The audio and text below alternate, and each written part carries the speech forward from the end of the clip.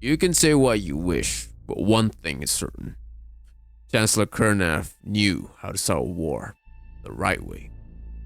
Kurnath was one of those people who hated empty diplomatic creations and hated wasting time even more. When the Free World's ambassador was received for the first time, the Pontiff began by expressing, in the loudest and sloppiest terms possible, his sincere devotion to the cause of peace and how it pained him to announce the inability of his government to comply with the Chancellor's request. To this, the Chancellor remained quiet and motionless, save for a slight twitch in one eye.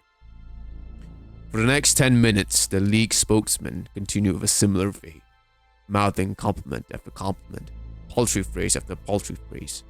All the while the Chancellor stood, hands quietly folded. Not a word could he get in. At long last, the ambassador paused for air, and Kurnath seized the opportunity to interpose a remark of his own. My dear sir, in the interest of saving time, may I assume you are finished? Yes, your lordship, with all humble thanks for the gracious time that you have allotted me in your presence. You are sure that you are through? Quite certain, your illustrious majesty, sovereign of light and understanding. Finished? Absolutely, divine one. You're positive? Oh yes, illustrious guiding light. Good.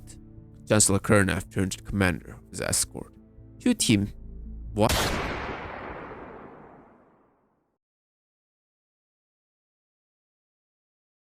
The position of Chancellor was, by some, thought to be a temporary one. A role that will only exist until the Capellan borders were secured and peace was achieved. Kurnath Lao sought to eliminate this notion. He strengthened the Confederation and established the now feared Maskarovka intelligence agency, built upon the Capellan hegemony's former Demas agency, tasked with discreetly eliminating those opposed to the Chancellor or any other dissenters. Any further possibility of civil war was extinguished when the commanders of the Capellan Hussars, an elite household guard unit formed by Kurnath's brother and composed of the finest regiments from each commonalty, backed Kurnath's ascension to Chancellor. Kurnath's reign, though brief, marked a significant historical moment, as his attempt to reclaim the Andurian system, seized by the Free Worlds League during the Confederation's early years, set off what would come to be known as the Age of War. His determination and personal rigidity led to a pivotal military reform, a draft expansion that included women for combat roles. Although women had previously served in the Capellan military, they were restricted to support positions. With this change, women were now deployed to front lines alongside men. While this decision logically strengthened Capellan military power, it also ignited social backlash, as many Capellans feared the potential erosion of the traditional family structure. When confronted with these concerns, Kurnath consistently responded with his signature phrase, "Equal rights, equal risk." Why you boring me? I'm right. Just a year after declaring war, Kurnath succumbed to genuine spinal meningitis while on an inspection tour. His reign lasted only 4 years for his daughter Alicia Lau succeeded him as Chancellor. I'll never forget the first time I saw her ladyship. It was a fortnight after the inauguration, and she'd come down to inspect the regiment. We'd all been expecting some old bird stuff full of gold lace and frills, preening away, looking down on us with large spectacles at the end of her nose. What we got was a pale young figure, astride a chestnut mare. She was dressed in the red and green uniform of the Hussars, with a little beret atop her brown hair. In her hand was a small scepter, in her hip a long sword trailing back over the saddlecloth. As the officers traded salutes with each other, she pulled her nag up close so we could get a better look at her. As I was in the front rank, I had a fine view to be sure. I found myself looking into the deepest blue eyes I'd ever seen. A slight smile passed her lips before she could hide it. Before moving on, she quietly tipped her cap to us all, and dismounting, stopped to gently place a kiss on the regiment's colours. That night, 200 men alive in the regiment that would not lay down his life for this little one. Me? I dare say I'd be there, first in line. Upon assuming the role of Chancellor, Alicia Lau immediately pushed a path toward peace. Unlike her father, she strongly favored diplomatic solutions. Her first action was to reverse her father's policies by transferring powers from the Chancellor back to the Highest of Scions and the Protectorate, while also reducing military influence. However, she carefully adjusted the balance of power, both to keep these factions in check and to retain her own authority. Afterward, in 2404, Alicia promptly signed a peace treaty regarding the enduring conflict with the Free Worlds League. In the negotiations, both parties agreed that the enduring system would remain with the Free Worlds League for a period of 10 years. At the end of this term, the system's citizens would hold a plebiscite to determine their own future, ultimately choosing to remain with the Free Worlds League. While the enduring conflict was resolved, fighting continued elsewhere. In 2412, tragedy struck as the Free Worlds League sought to reclaim the Tintavel system, which the Capellans had captured earlier in the war.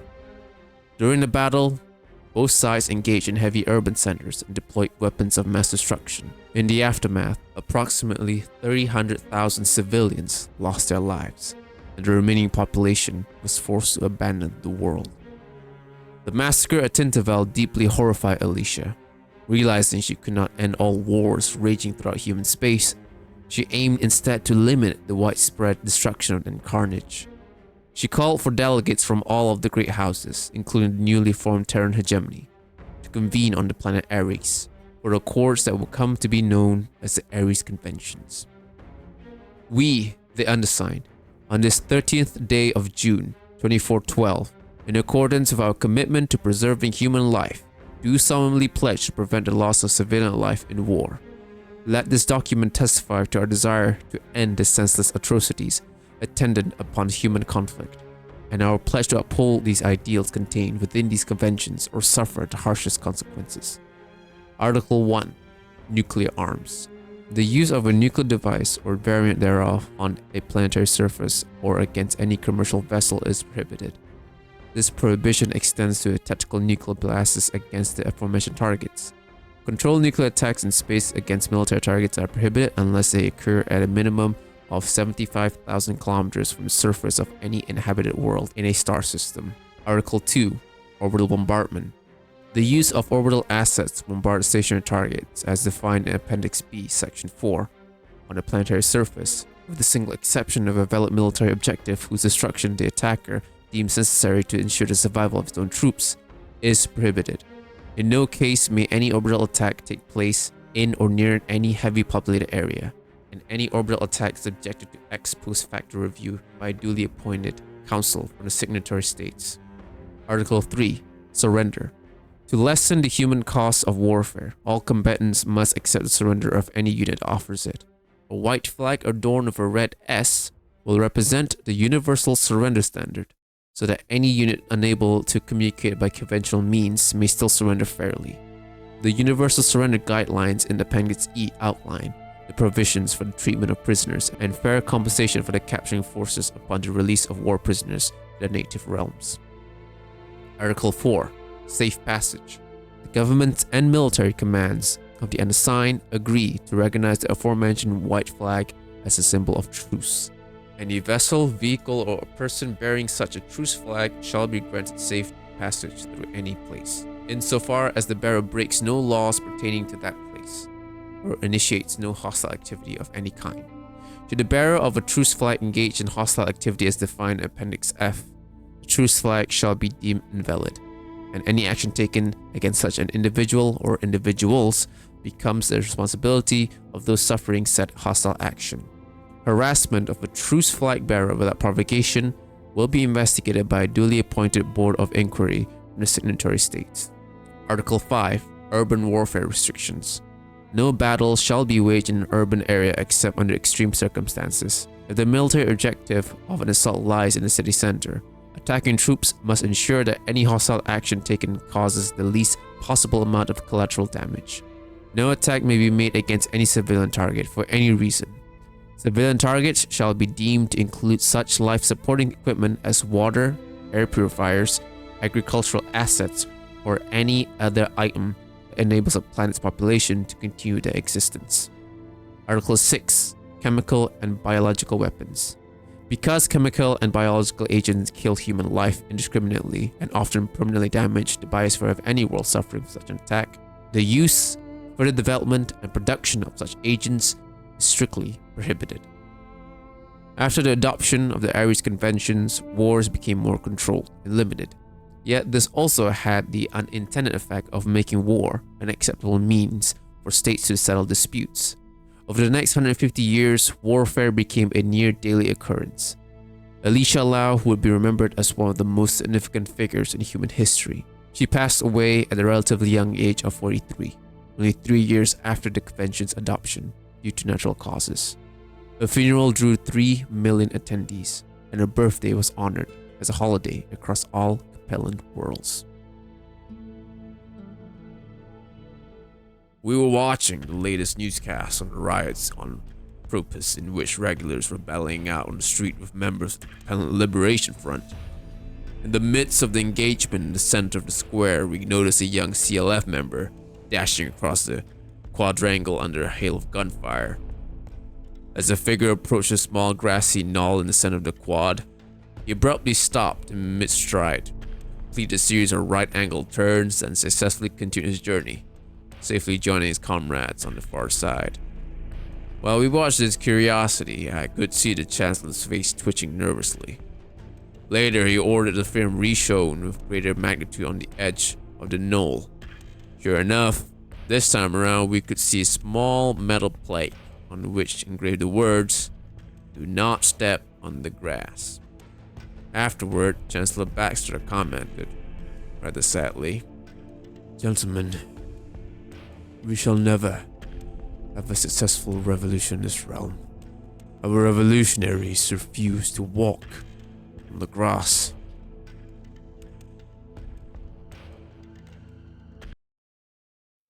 This pattern seems almost natural within the Capellan Confederation. One leader resolves issues only for the next to undo them. The fourth Chancellor, Arden Baxter, was the first non-Lao to hold the position.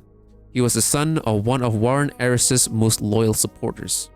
Though the Baxter family had been arrested as political dissidents, possibly during the reign of either Franco or Kernath, they were released and nominated to the House of Scions in 2410. Upon joining, Arden quickly set to work, rising through the ranks through a combination of hard work and occasional bribery.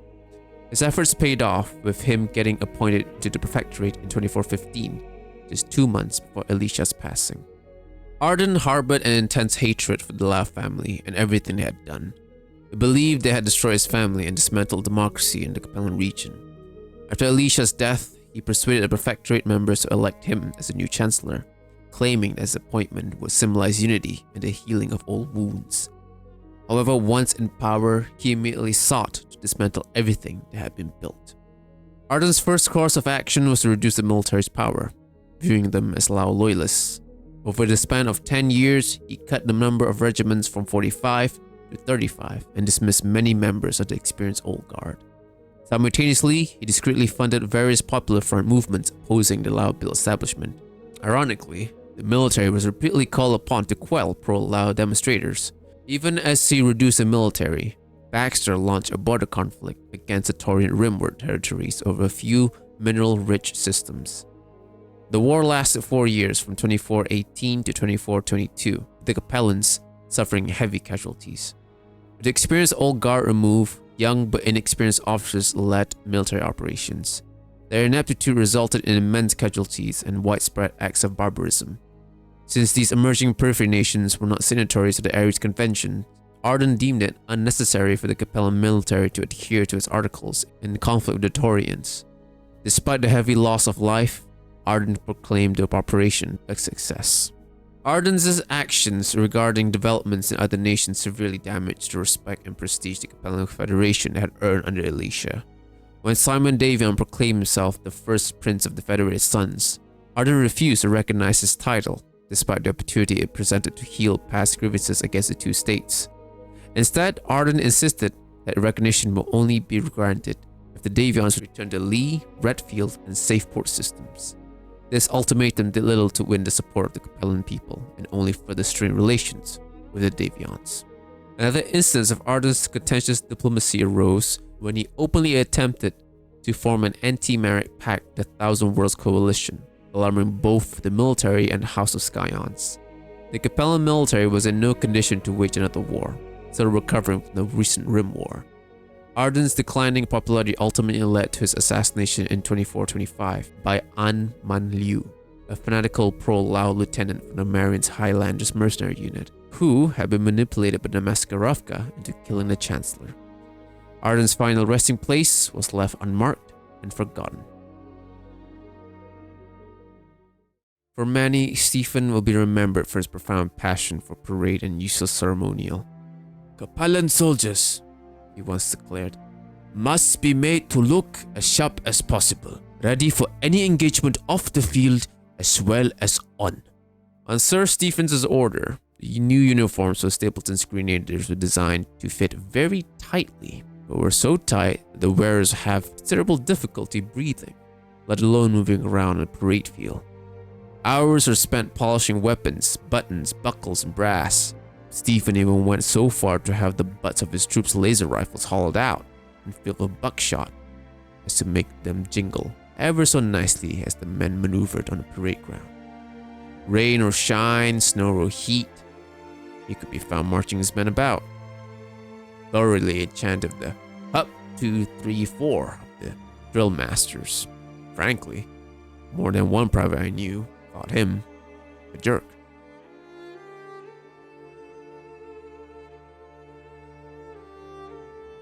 The fifth Chancellor after Baxter, Stephen Lau, known as a great organizer or Sir Stephen, took office with a commitment to redress the missteps of the previous administration. As Alicia's nephew, Stephen immediately focused on rebuilding the military, fearing another war might soon arise due to Baxter's blunders. A military man himself, Stephen personally oversaw training and supervised logistical reforms, resulting in the best equipped and best led Capellan military to date. Stephen's efforts also spurred the development of what would be known as the modern dropship. The Union and Overlord classes of dropships trace their origins back to the early troop carrier programs that Stephen revitalized. Additionally, he significantly strengthened the Maskarovka, a decision that would yield considerable dividends in the years to come. Stephen's massive drive to rearm the military was unpopular with both the general public and segments of the nobility. Common complaints include increased taxes, fewer schools being built, a reduction in state holidays, and limits on wages and promotions. Some nobles were even forced to sell family heirlooms to help subsidize the rearmament program. Critics saw Stephen as an egotistical martinet, solely invested in his pet army.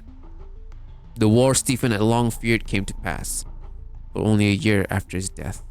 In 2450, Stephen Lau succumbed to pneumonia.